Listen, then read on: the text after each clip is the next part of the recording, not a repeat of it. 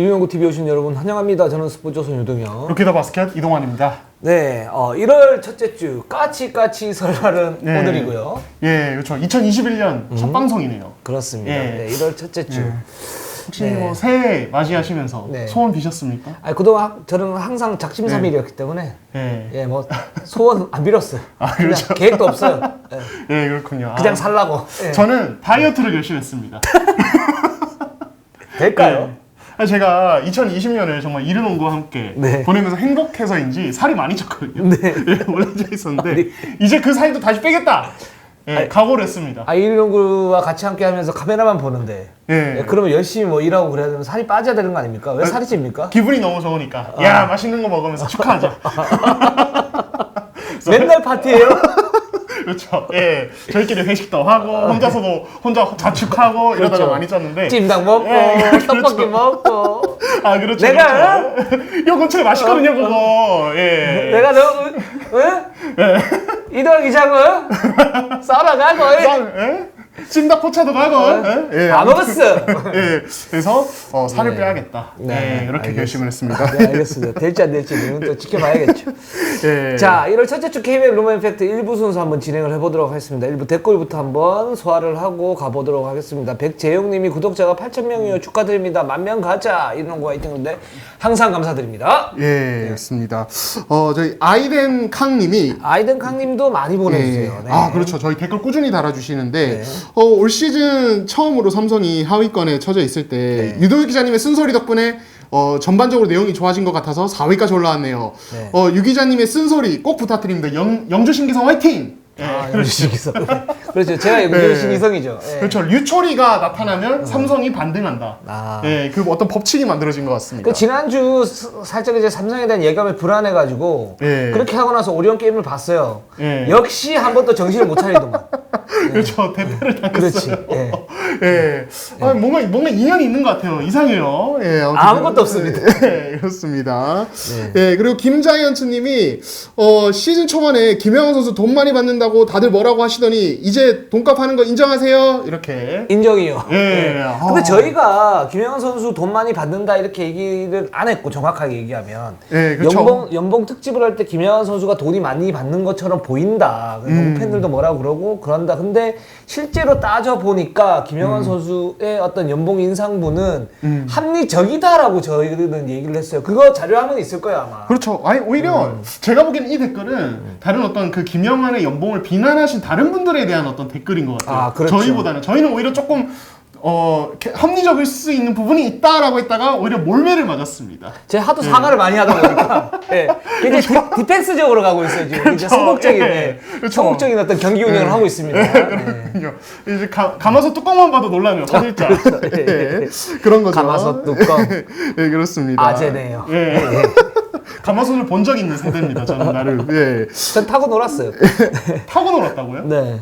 어떻게 타고 놀아요? 가마솥. 가마솥 뚜껑을 타고 놀면 되죠. 그냥. 그 위에서 네, 이렇게. 네. 그러다가 할머니한테 이제 그 부지깽이로 맞고 뭐 이랬었죠. 부지깽이. 예, 부엌에. 진짜. 그랬었죠. 옛날에. 예, 연령대를 가늠할 수 있는 어미들이 아닌가 싶습니다. 예. 예, 그리고 김현성님이 예. 입다 전에 정효근이 수비의 1대1 포스트업에서 양홍석, 송교창의 우위를 가져갔었는데 지금은 기량이 업그레이드된 두 선수와 정효근의 맞대결 상당히 기대되네요. 이렇게 댓글 달아주셨습니다. 저도 상당히 기대가 됩니다. 그 사실은 이제 상무에 가면 기량이 늘어야 되는데 제가 예전 뭐 방송에도 얘기했지만 상무에서 기량이 줄거나 뭐 정체돼서 오는 경우가 좀 있어요. 그렇죠. 이제 뭐 정효근 선수는 기본적으로 프로에서 굉장히 열심히 했던 그런 선수이고 상무에서도 잘 한다라고 저는 얘기를 들었기 때문에 뭐 이승현 선수가 사실은 상무에서 몸 관리 잘해서 이렇게 그렇죠. 왔었고 양동근 예. 선수 그랬었고요. 예. 정효근 선수도 그렇게 되면 뭐 양홍석, 송교창과의 어떤 라이벌리 굉장히 흥미진진합니다. 네. 예, 그렇습니다. 자, 그리고 LG 세이커스님이 LG 테리코 화이트 영입하나요? 이렇게 댓글 달으셨는데. 했습니다. 네. 예, 그렇습니다. 저희가 일단 LG 얘기할 때 그럼요. 좀 다뤄보도록 그럼요. 하겠습니다. 그리고 이상철님이 포틀랜드 CJ 맥컬러가 인상으로 하나요? 예, 맞습니다. 인상으로 왔어요. 그래서 맥컬러 오면서 CJ가 축하한다고 CJ가 스폰서 달아줬어. 그래서 CJ 맥컬러예요. 근데 좀 재밌었어요. 여기까지. 솔직히. 예, 여기까지. 솔직히 좀 재밌었어요. 네, 예, 알겠습니다. 자, 예. 저희 그 댓글은 요 정도로 하고요. 예. 전자랜드, KT, 그리고 오리온 DB, 그리고 KGC수로 한번 가보도록 하겠습니다. 자, 전자랜드 한번 가보도록 할게요. 네, 전자랜드 공동 5위에 올라 있고요. 지금 이제 이번 주에 1승 1패 기록을 했습니다. 네. 이제 KCC 좀 큰 패배를 한번 당했어요. 1쿼터 최저 득점 기록을 세웠고, 그렇죠. 예. 그 다음에 SK의 승리를 거뒀습니다. 네. 전자랜드는 그런 매력이 있는 팀이에요. 그러니까 이제 사실 KC전에 1쿼터 최소 득점 2점, 예. 역대 최저 득점 아닙니까? 예. 그렇죠. 예, 그런 이제 아픔을 딛고 SK전에서 승리를 갖다 거뒀습니다. 네, 이게 1월 1일 첫날이었는데 네. 2득점을 해가지고 되게 네. 조금 약간 분위기가 좀 싸해졌는데 다행히 SK전 잡으면서 그래도 바로 분위기 바꾼 것 같고 네. 그 전자랜드가 사실 최근에 이제 이 저득점 경기가 그래도 많긴 한데 이거는 뭐 저희가 지난주도 얘기했지만 이 그렇죠. 기본 틀 자체가 끈끈한 늠농구이기 때문에 이거에 대해서 뭐 아직 뭐 어떤 저득점이 아닌 다득점을 했는데 이렇게 보긴 어렵고 다만 버티기 작전. 그렇죠. 버티기 작전으로 가는 거죠. 다만 해준 득점은 좀 해줘야 된다. 좀 심하긴 했어요. KCC가 이번 시즌에 수비가 굉장히 강한 팀인 점을 감안을 해도 네. 좀 심하긴 했죠. 그 기록은. 예. 네, 그렇습니다. 그 기본적으로 외국 선수의 득점이 좀 나와야 되는데 지금 심스가 좀 나오다가 최근에 또 부진하고 에릭 탐슨은 계속 좀 부진한 그런 상태인데 근데 이 부분은 제가 볼 때는 심스가 사실 저희가 계속 얘기를 하지만 공격력이 좋지가 않다. 포스트업이 뭐 제대로 되지 않고 승부처에서 어떤 뭐 믿고 맡길 수 있는 그런 포스트업 능력을 가지고 있지 않다. 1대1 공격을 가지고 있지 않다. 그래서 많이 움직여야 되고 모션 오펜스를 해야 된다. 근데 전자랜드 플렉스를 하죠. 플렉스는 이제 뭐 이제 컨티뉴티 오펜스 중에 하나인데 그거는 이제 미스매치를 크로스 스크린이나 그 다운 스크린을 많이 활용을 해서 미스매치를 유발하고 그 상태에서 공격 옵션을 가지고 가는 그런 이제 전술인데 이 전술의 장점은 뭐냐면 쉽게 그 선수들이 효율적으로 좀 가지고 갈 수 있다. 그러니까 쉽게 실전에서 활용할 수 있다라는 거. 근데 상대가 그 부분을 또 쉽게 적응할 수 있는 그런 난점이 있는 그런 수비예요. 그렇죠. 공격 예. 전술이에요. 그렇기 예. 때문에 전자랜드 같은 경우에는 거기에 모션을 좀 섞어서 하면 좀 더 좋을 것 같고요. 그런 상태에서 지금 기본적으로 이제 김낙현 선수라든가 헨리 심스 이 두 선수가 사실은 핵심이고 거기에 나오는 시너지를 공격 옵션을 차바이라든가 아니면 전현우라든가 이런 선수들의 정확한 야투로 이제 득점을 구성하는 그런 이제 시스템인데 지금 심스가 약간 고장이 나 있고 김낙현 같은 경우는 왔다 갔다 거리는데 그렇죠. 네. 그러다 보니까 이제 시스템이 기본적으로 좀 이제 전자랜드 저득점으로 좀 가고 있지 않나. 그리고 제가 볼 때 유동훈 감독이 이제 득점에 대해서 지금 계속 얘기를 하는데 이 부분도 저는 살짝 좀 욕심도 있다고 생각을 해요. 왜냐하면 로테이션을 많이 돌리면서 활동력을 많이 가지고 가잖아요, 수비에서. 그렇죠. 그렇게 되면 공격이 자연스럽게 위축될 수밖에 없는 그런 상황이 생기잖아요. 그렇죠. 체력적으로 아무래도. 그래서 예. 저는 전자랜드가 지금 좀 잘하고는 있다. 근데 뭐 유동 감독이 헨리 심슨, 에릭 탐슨에 대해서 외국 선수에 맞춰주는 경기를 하려고 하는데 그 부분 못하는 것 같아. 나스조에서 화가 난다. 고민이 많다. 이렇게 얘기했던 건 약간 욕심인 것 같고 예, 이렇게 될 수밖에 없는 그런 시스템이다. 사실은 전자랜드. 근데 잘 버티고 있다. 저는 이렇게 좀 보고 있습니다. 네, 그러니까 결국에는 전자랜드가 이게 헬리 심스가 일단 로우 포스트에서 1대1이 그렇게 위력적이지 않다 보니까 네. 볼을 잡고 공격을 해결할 수 있는 선수가 그렇게 많지 않아요. 일단 기본적으로 김낙현의 뭐 이대현 정도까지 있고 뭐 심스나 탐슨이는 거기서 강점이 없으니까 결국에는 말씀하신 그런 플렉스 오펜스 통해서 순간적인 미스매치나 순간적인 오픈 찬스를 보고 간단 말이에요. 로우 네. 포스트에서 네. 미스매치 혹은 네. 그 엘보 쪽에서의 어떤 순간적인 미드 점퍼 이제 기회. 근데 이게 안 나면은 그 다음에 시간이 얼마 없는 상황에서 되게 뻑뻑한 공격을 하게 그렇죠. 됩니다. 그렇게 네. 되면 이제 김낙현이 풀업 점프슛으로 터프슛 던지게 되고 이런 그림이 나오는 건데 이거는 말씀하신 대로 좀 로스터의 한계가 아닌가 제가 생각해도. 제가 볼 때는 그래요. 네, 다만 만약에 정효근이 온다면 이제 그 말씀하신 크로스 스크린 그 이제 서로 사이드라인 바라보면서 걸어주는 스크린이죠. 그렇죠. 이 크로스 스크린 때 정효근 쪽이든 심스 쪽이든 미스매치가 발생할 수 있고 이거를 좀 더 다양한 루트로 활용할 수 있는 어떤 여지가 있습니다. 지금은 사실 그 루트가 그렇게 많지는 않거든요. 그렇죠. 이대현이 하이포스트에서 주로 많이 좀 자리를 하니까 그래서 그 부분은 이제 앞으로 좀 기대해봐도 되지 않나 그런 생각이 듭니다. 네, 예. 그렇기 때문에 이제 박찬희 선수가 지금 이제 12월 17일 이후에 결정 중이죠. 예. 결정 중이고 정효훈 선수가 이제 조금만 있으면 합류를 하게 됩니다. 한 일주일 정도 남았네요. 1월 12일 날 복귀니까요. 그렇죠. 이 두 선수가 오게 되면 뭐 로테이션이 어느 정도 원활하게 갈 수 있다. 그리고 좀 더 숨통이 트이지 않을까. 그리고 벤치 득점도 좀 더 많아질 수 있다라는 생각이 들어요. 예, 그렇습니다. 예. 자, KT로 한번 가보도록 할게요. 예, KT 14승 12패 현재 4위에 올라 있고요. 네. 이번 주에 2승 1패의 기록을 했습니다. DB 잡았고 오리온 잡았고 삼성에 좀 별미를 잡혔습니다. 일단은 그래도 뭐 전반적으로는 분위기가 좋습니다. 연승을 타다 이제 끊어지면서 살짝 좀 떨어지는 그런 분위기였는데 오리온전 승리가 굉장히 값졌다 저는 이렇게 생각이 듭니다. 일요일 경기였었는데요. 그렇죠. 예, 이 오리온전에서 허언과 클리스 알렉산더 이 두 명의 활약이 굉장히 빛났는데, 그렇죠. 클리프 알렉산더죠. 클리프 죄송합니다. 알렉산더. 예. 예. 이제 허언 같은 경우는 20점, 15어시스트, 8리바운드 하면서 이대성과의 매치 되게 기대 모았는데 압도를 했고, 알렉산더 역시 30득점 이상 쏟아 부었습니다. 일단 허언 같은 경우는 저희가 최근에 조금 이야기를 하고 있지만 굉장히 효율적으로 바뀌고 있어요. 네, 예. 그렇습니다. 일단 허운이 오리온전에서 잘했던 그런 부분들은 뭐냐면 그 오리온의 어떤 수비의 어떤 약점들이 있었는데 그 부분을 갖다 잘 활용을 했다라는 부분도 있어요, 사실은. 그러니까 허운과 클리프 알렉산더가 2대 공격을 하는데 2대 공격을 할 때 사실 거의 다 피켓롤이었거든요. 거기에 그렇죠. 엘리웁, 덩크 뭐 이런 부분이었는데 전혀 대응이 안 됐다. 맞아요. 오리온 같은 네. 경우에는 전혀 대응이 안 됐고. 근데 이제 허운이 좋은 부분들은 어떤 부분이 있냐면 자기 자신의 어떤 득점을 할 때와 그리고 패스를 할 때의 구분이 점점 명확해지면서 효율성을 가져가고 있다. 저는 이 부분이라고 생각이 듭니다. 예. 예, 저는 바이런 멀린스 얘기할 때도 말씀드렸는데 저는 허훈이 그 이제 패스 종류도 여러 가지가 있잖아요. 네. 뭐 이제 원핸드로 밀어주는 패스가 있고 이게 가슴 높이로 그리고 바운드 패스도 있을 테고 위로 올려주는 패스도 있는데 저는 허훈이 멀린스 때도 그렇고 이번에도 그렇고 위로 올려주는 패스를 본인이 좋아하고 잘하는 것 같아요. 그 라페스에서는 예. 리그 최고 수준이다라고 생각이 듭니다. 그렇죠. 예, 그래서 진짜 말씀하신 그 이제 알렉산더와의 2대 게임에서도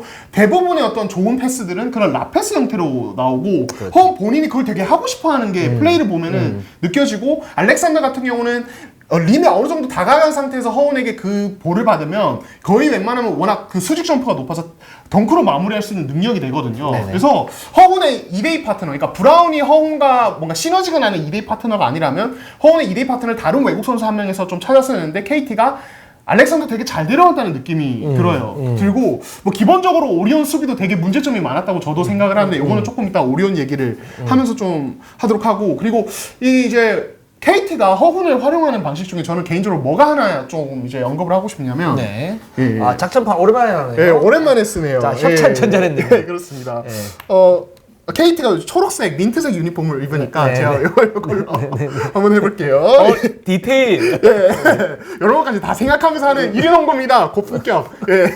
그러니까 이게 지금 방금 쌈다이 같았어.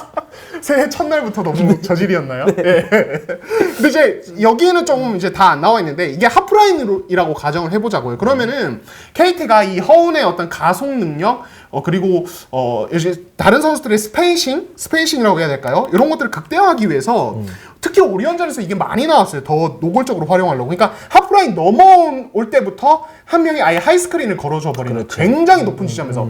근데 이제 허운이 원래부터 잘하는 게 스크린 방향으로 가는 거, 스크린 반대 방향으로 리젝트하고 그냥 반대 방향으로 치고 들어가는 것 되게 잘하고 이때 가속이 엄청나거든요. 그렇죠. 이렇게 하다 보니까 여기가 뻥 뚫리는 거예요. 맞아요. 근데 허우는 미드레인지도 좋죠. 그리고 여기서 그냥 치고 들어가는 스피드도 좋다 보니까 이 공간 자체가 넓다 보니까 수비수들이 이 대처하기가 되게 어려워요. 그러니까 이런 부분을 KT가 되게 적극적으로 활용을 그렇죠. 하고 있다. 그러니까 허운이 슈팅 레인지도 되고 가속 붙이는 능력도 좋고 그리고 알렉산더 있을 때는 올려주는 패스도 위력적이다 보니까 KT가 이걸 좀 극대화하는 어떤 패턴 하나, 작은 패턴 하나를 잘 쓰고 있다. 이런 좀 이야기를 하고 싶습니다. 예. 그렇습니다. 하이 피켓롤을 통해 가지고 스페이싱을 중앙에 넓히고 거기에 따른 이제 패싱이냐 슛이냐 거기에 그 파트너 클리프 알렉산더가 이제 딴짓을 안 해요. 이 선수 좋은 거는 뭐냐. 아 맞아요. 예. 네, 높이가 좋은데 거기에 이제 맞춰가지고 들어가는 속도도 괜찮고 그렇기 때문에 이 허운과 클리프 알렉산더의 어떤 이 모습들을 갖다 보면서 저는 이제 그런 생각을 해봤어요. 그러니까 이제 지금 KT가 이원화를 시킬 수 있겠구나. 사실 SK가 그런 모습들을 갖다 보이려고 그랬었는데 원이 있을 때 미네랄스 있을 때 좀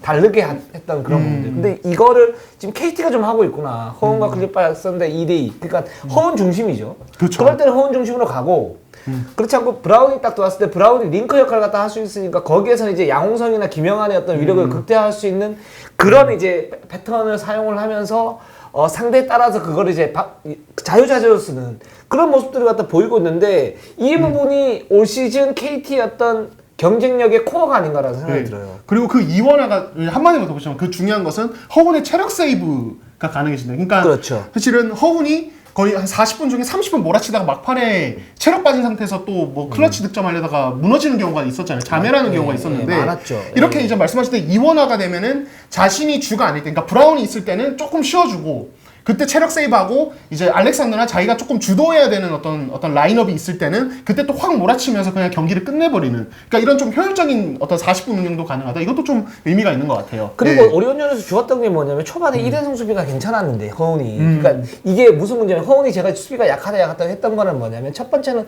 수비 스킬이 좀 떨어지는 부분들이 있고 그러니까 스피드나 발은 빠른데 그런 부분이 있고 두 번째는 그 의지가 좀 약하다라고 말씀을 갖다 드렸거든요. 근데 이게 아마추어 그러니까 신예들이 나타나는 어떤 아니면 국내의 어떤 에이스들이 나타나는 문제점인데 아마추어 때 기본적으로 수비는 안 하고 공격만 하다 보니까 수비에 대해서는 약간 등한시하는 그런 이제 마인드가 가지고 있어요. 기본적으로 자연스럽게. 근데 허훈도 이런 부분들이 있죠. 사실 그리고 공격에 모든 게 몰리다 보니까 수비에서 그런 이제 쭉 따라가는 모습들이 별로 없었고 많지가 않았고 그런 부분 때문에 공수 밸런스가 약간 좀 얼그러진 상태였는데 지금같이 이원화가 돼버리면 허훈이 좀 더 수비에 초점을 갖다 맞추면서 팀 공헌도를 갖다 높일 수 있는 그런 이제 발판을 마련한다. 이런 점도 좀 좋은 부분이다라는 생각이 들고 이게 지금 뭐 14승 12패 KT가 4위로 지금 좋은 성적 가지고 있을 뿐만 아니고 피어 때도 이런 경쟁력이 저는 유지가 될 수 있을 거라고 봐요. 그러면서 지난 시즌과는 조금 다른 KT의 어떤 피어의 어떤 경쟁력을 가지고 올 수 있을 것이다. 이런 식으로 나가면. 라는 생각이 듭니다. 네. 네, 그렇습니다. 자, 오리온으로 한번 가보도록 할게요. 자, 오리온 뭐 KT하고 이어서 얘기를 갖다 해보면 일단 첫 번째로 이대성 선수가 KT전에서 많이 뛰지 못했어요. 그렇죠. 막판에 클러치 상황 되게 접전이었는데 그냥 아예 나오지도 않았죠. 네, 네. 그리고 이제 대신 나왔던 이제 한호빈 선수, 한호빈 김광선이 이렇게 나왔는데 좀 약한 라인업이죠. 사실 뭐 냉정하게 얘기하면. 그렇죠. 네. 근데 이제 거기서 한호빈 선수가 이제 결정적 실책을 갖다 하면서 그 이전까지 잘해왔지만 하면서 이제 결국 오리온이 한 점 차로 갖다 패하게 됐는데 이대성이 이날 이렇게 보면 그런 느낌도 있어요. 그러니까 그런 의심이 좀 있는 게 뭐냐면 승부처에서 제외가 됐다. 그러니까 이대성이 1쿼터는 괜찮았어요. 그러다가 2쿼터 이제 결정적인 실책 뭐 이런 부분들을 하면서 경기를 갖다가 좀 뭐랄까 흐름을 완전히 넘겨주는 그런 클러치 실책을 했죠. 그래서 뺄 수 있어요. 뺄 수 있는데 그러면 3쿼터, 4쿼터 때 다시 넣을 수 있거든요. 왜냐하면 허훈을 맡을 수 있는 가장 강력한 마크맨은 역시 이대성이니까 그런 부분에서 수비가 되는 선수니까. 그렇죠. 그리고 네. 실제로 1쿼터 초반에 뭐 허훈이 이대성을 잘 맡았지만 이대성도 허울을 갖다 맡을 때 사이즈 그리고 스피드 이런 부분이 좋기 때문에 허훈이 마음 놓고 뭔가를 활개를 못 치거든요. 이제 그런 부분이 있고 이대성을 뺐을 때 이제 클립 빨려 쓴다고 2대2 공격에서 여전히 계속 당하면서 어떤 그런 모습들이 있었는데 그렇기 때문에 이대성을 승부처에서 빼지 않았던 거는 약간 좀 길들이기 아니냐 뭐 이런 얘기들도 있어요 사실. 그렇죠. 예, 그러니까 이거 일단 끝나고 강원철 감독은 특별한 부상은 없다라고 말씀을 하셨거든요. 근데 네. 이게 진짜인지 아닌지는 솔직히 저는 아직 좀 봐야 된다고 생각하는데 왜냐면은 아무래도 우리 팀 선수의 부상을 다른 팀들이 아는 그렇게 좋은 일이 아니니까. 네, 그리고 네.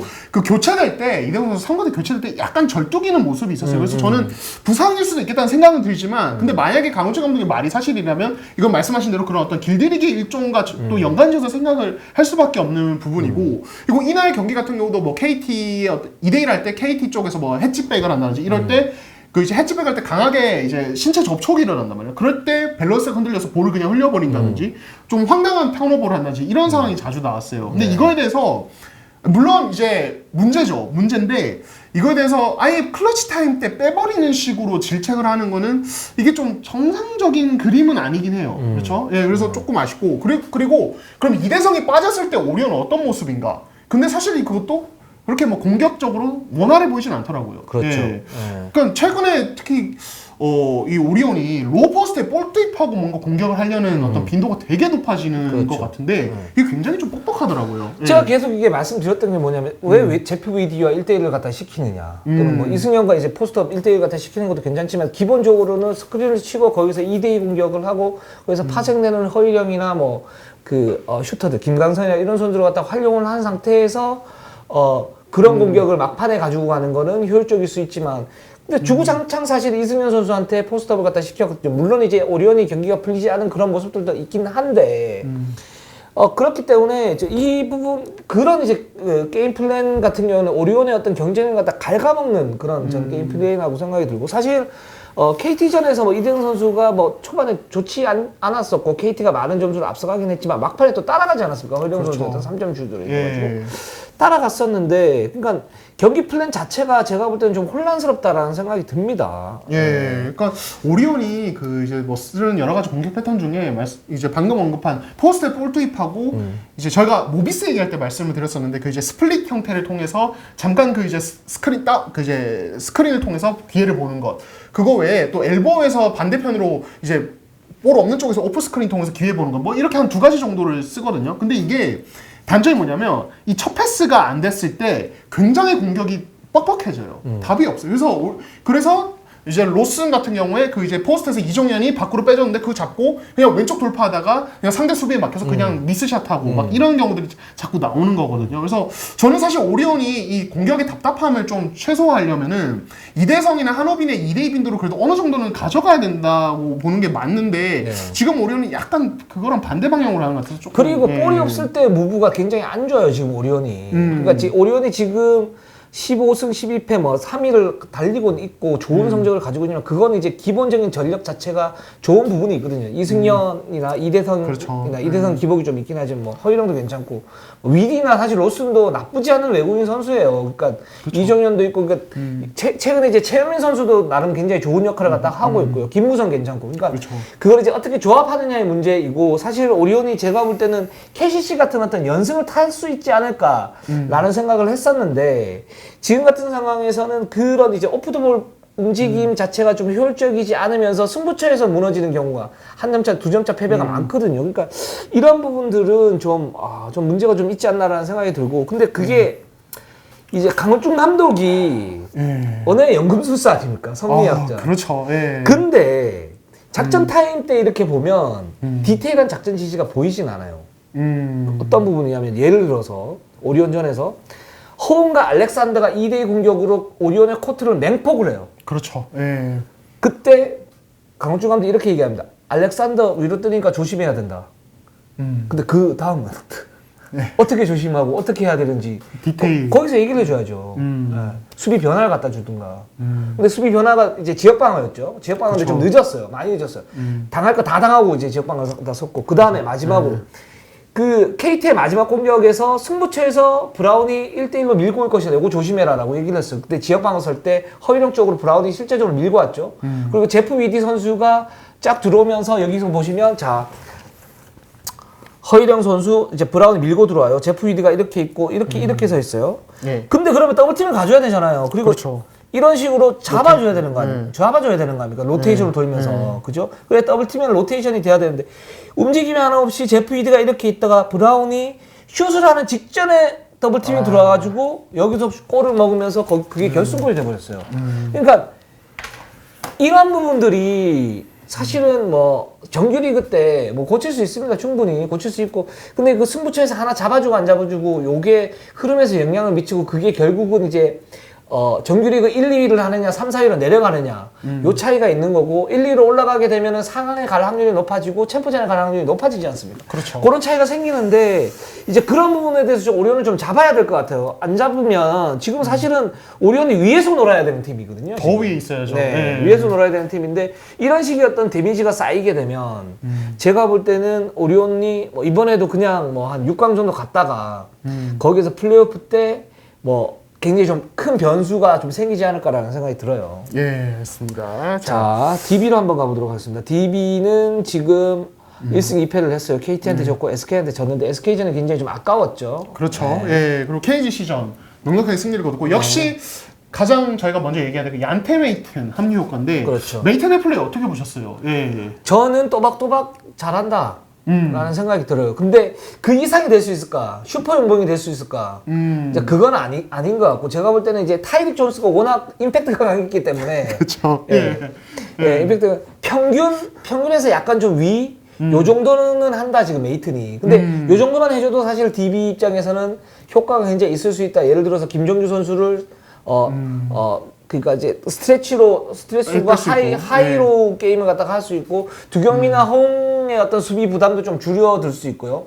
이제 그런 부분이 있기 때문에 DB가 지금 이제 메이튼이 들어오면서 그리고 녹수 선수도 뭐 나름 이 옵션을 경관 선수이기 때문에 그렇죠. 들어오면서 지금부터 DB의 시즌의 시작이 아닌가라는 생각이 들어요. 예.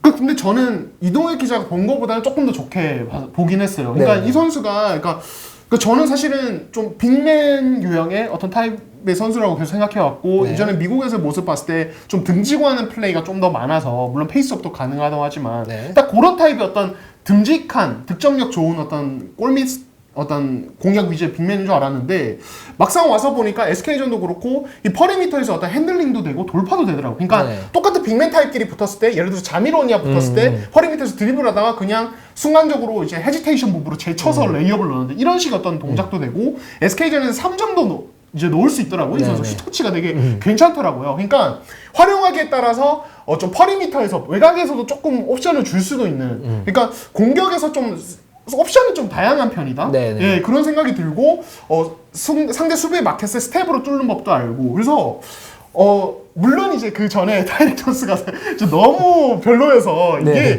이게 뭐라고 해야 되지? 커 보일 수 있어. 상승폭이 네, 되게 커 네. 보이긴 하는데 그렇죠. 아무튼 이것만으로 DB는 얻는 효과가 굉장하다. 그리고 메이튼이 아직은 아무래도 체력이 정상적일 수가 없는데 그렇죠. 녹스가 이 옵션으로서는 굉장히 안전한 어떤 자원이기 때문에 네. 그러니까 메이튼의 출전 시간을 조절하면서 당분간 이렇게 계속 갈 수 있는 부분이 있다는 점 DB한테 좀 고무적인 것 같아요. 그래서 메이튼 오면서 첫 경기 괜찮았고 그 다음에 더 경기력이 올라가니까 그냥 DB 전체가 완전히 살아나는 지금 시너지 효과가 벌써부터 나오고 있거든요. 그래서 저는 DB가 향후에 진짜 정말 극적인 어떤 6강 진입 이거 진짜 불가능한 건 아닌 것 같아요. 지금 어떤 페이스라면. 그렇죠. 네. 불가능하진 않다. 아직 좀 희망은 남아있는데 그래서 SK전 패배가 좀 아쉬워요. 여기서 연승을 한 4, 5연승 정도 이렇게 타주고 거기에서 뭔가 이제 반등을 노릴 수 있는 그런 상황이 돼야 되는데 그런 부분이 좀 그래서 SK전 패배가 좀 아쉽긴 하다라는 생각이 듭니다. 아직 갈 길이 좀 머니까. 근데 DB는 이제 비정상에서 정상으로 좀 돌아오고 있다. 이렇게 좀 보고 있고 그리고 지금 뭐 윤호영 선수 지금 복귀가 계속 지금 미뤄지고 있습니다. 뭐 부상이 지금 덧났다라는 얘기가 있고. 근데 이제 윤호영 선수의 어떤 뭐 공백은 공백인데 김영훈 선수가 또 뭐 맹활약을 하고 있어요 지금 같은 상황에서. 예, 그러니까 김영훈 선수가 뭐 공격에서는 조금 한계가 좀 있긴 한데 아무튼 캐치앤슛에 되게 능하고 아무튼 그 이제 DB 특유의 어떤 사이드에서 사이드로 이렇게 움직이는 거에 되게 능해요. 그래서 이상원 감독이 되게 중용을 하고 그런 부분에서 저는 그래도 좀 위력적인 부분이 분명히 있는 선수라고 해요. 그러니까 이상원 감독의 특징이 그거잖아요. 그러니까 선수들에게 다양한 기회를 많이 주면서도 그 선수가 가진 어떤 능력 안에서 최대한 활용하는 것. 김영훈 선수도 그 중에 하나라고 보고 윤호영 선수 같은 경우는 최근에 제가 알기로 훈련에 합류를 했다고 들었거든요. 팀 훈련에 합류를 했고 1월 말을 지금 복귀 시점으로 가닥을 잡고 있다고 하는데 현재 한 60% 정도 훈련 소화라고 하는데 이게 사실 허리 부상이기도 하고 말씀하신 대로 덧날 수 있는 어떤 리스크가 있어서 이게 이제 회복 속도에 따라서 DB가 더 치고 올라가는데 스퍼트를 할 수 있을지 그렇지 못할지도 약간 가늠이 되지 않나 그런 생각이 듭니다. 예. 네, 그렇습니다. 그러면 KGC로 한번 가보도록 하겠습니다. KGC가 지금 DB한테 졌고요. LG한테 승리를 갖다 거뒀습니다. 그 KGC가 변준영 선수 뭐 고열 증세로 입원을 하면서 코로나 아니냐 뭐 이렇게 얘기가 있었지 않습니까? 근데 알아보니까 변준영 선수가 이제 고열이 났던 이유, 그 이유가 뭐냐면 발목이 좋지 않았는데 그 발목에 세균성 감염이 생겼대요. 세균성 감염이 생기면 왜 우리가 보면 여기가 붓고 이렇게 그렇죠. 붓고 이렇게 되잖아요. 부으면 여기서 열이 동반이 되고 그렇게 되면 이제 온몸 전체에 열이 나는. 전체적으로 면역력 떨어지는 그런. 그렇죠. 그래서 고열이 발생했던 거고 뭐 예를 들어서 이제 살한입 빼면 아프고 막 열나잖아요. 그런 비슷한 거라고 보시면 되고. 그래서 변준영 선수는 발목이 좋지 않았고 그것 때문에 이제 고열이 생겼다. 이렇게 지금 KCC 관계자들 얘기를 하고 있고 변준영 선수 지금 완전히 회복을 했다. 라고 지금 얘기가 나오고 있는데 지금 KCC가 또 왔다 갔다 그래요. 뭐 15승 11패 지금 2위를 갖다 달리고 있는데 경기력이 그렇게 좋지는 않습니다. 역시 맥컬러 선수 교체 때문에 거기에서 나오는 어떤 혼란함이 있는 것 같아요. 그렇죠. 예, 그러니까 지금 디비전에서는 어떻게 보면 좀 완패에 가까운 패배를 했고 그렇죠. LG도 좀 고전을 했어요. 막판에 고전을 했는데 그러니까 저희가 이제 지난주에도 이동혁 기자가 언급을 했지만 이 트랩 디펜스 그러니까 예전도 좀 언급을 많이 했죠. 왜 굳이 KGC가 1대1이 아닌 자꾸 2대1 상황을 만들어서 다른 쪽에서 3대4로 자꾸 싸우느냐 이런 부분에서 좀 지적을 했는데 그러니까 이게 지금 KGC가 이런 수비법을 지난 시즌부터도 계속 고수해오고 있다 보니까 네. 팀들이 이미 거의 준비를 해오더라고요. 맞죠. LG 같은 경우도 거의 대처를 하고 있고 지난주 삼성도 그랬고요. 코트를 넓게 쓰면서 그런 트랩 디펜스에 대한 효율을 갖다가 무력화시켜 버리는 거죠. 그렇죠. 예. 그리고 이게 상대가 어느 정도 대처를 해도 KGC는 그거를 더 강하게 가려고 하지 이걸 아예 다른 어떤 수비법으로 전환을 한다지 이런 식의 선택은 하지 않아요. 근데 이게 저는 일단 정규 시즌에서는 그래도 어느 정도 힘은 있기 때문에 이게 괜찮은데 플레이오프 갔을 때 이게 서로 여러 번 연달아서 붙게 됐을 때 더 노골적으로 공략당하고 선수들이 더 이거 뭐라 해야 되지? 계속 부딪히면 더 적응을 하잖아요. 이런 무대에서는 저 이거 진짜 더 많이 공략당하지 않을까 이런 걱정이 좀 들긴 하거든요. 저도 네. 그런 부분하고 또 하나는 이제 5, 6라운드에서 그 부상 어떤 위험도가 좀 높아질까 이런 걱정도 좀 있어요, 사실은. 근데 실제로 지금 양희종 선수가 LG전에서 발목을 다쳤는데 오전 중에 진단이 나서 지금 4주 진단이 네. 나왔다고 해요. 예, 그래서 지금 안 그래도 이제 부상 문제 지적을 하셨는데 지금 또 KGC가 당분간은 양희종 없이 돌아온 지 그렇게 오래되지 않았는데 네. 지금 정상적인 로테이션을 또 가동하지 못하게 됐습니다. 예. 그래서 지금 맥컬러 선수가 기본적으로 득점이 폭발을 해줘야 돼요, 여기서는. 예. 여기서는 네, 해줘야 돼요. 해줘야 지금 이런 그 김승희 감독의 어떤 실험이 어느 정도 성공 궤도를 갈 수가 있고 거기에서 뭔가 큰 그림을 그릴 수 있는데 예를 들어서 뭐 라타비우스 윌리엄스를 갖다가 포기하고 좀 더 큰 빅맨을 갖다 데리고 오든지 그렇게 되면 KT와 마찬가지로 이제 이원을 갖다 시키면 되는 거거든요. 근데 맥컬러가 만약에 안 된다 그랬을 때는 바꿔야죠. 그렇죠. 딴 수가 없죠, 사실. 네. 그렇죠. 지금 맥컬러도 사실 위력이 그렇게 있지 못한 상태고 라타비우스 윌리엄스는 또 그냥 좀 애매해요. 그러니까 그 이원화가 될 만큼 확실한 골 밑에 묵직함이 있는 것도 아니고 그렇다고 어떤 포워드형 외국 선수처럼 퍼리미터에서 막 상대를 휘젓는 것도 아니고 진짜 약간 이도저도 아닌 느낌이거든요. 그러니까 팀 전체가 약간 애매하게 가지 않나 이런 생각도 좀 들긴 합니다. 그렇습니다. 뭐 KGC가 지금 15승 11패 2위를 달리고 좋은 성적을 갖다 거두고는 있지만 물밑에서는 이런 이제 문제점들이 있다. 이걸 이제 어떻게 극복하고 해결하느냐. 그리고 그런 이제 과도한 트랩 디펜스가 KGC에게 정말 어떤 탄력의 어떤 날개를 갖다 달아줄지 아니면 이게 정말 좀 독이 될지 이 부분 좀 지켜봐야 될 것 같습니다. 자, 오늘 방송은 여기까지 하겠습니다. 저희는 항상 최선을 다하겠습니다. 자, 네이버, 유튜브, 구독, 좋아요, 알람. 감사합니다.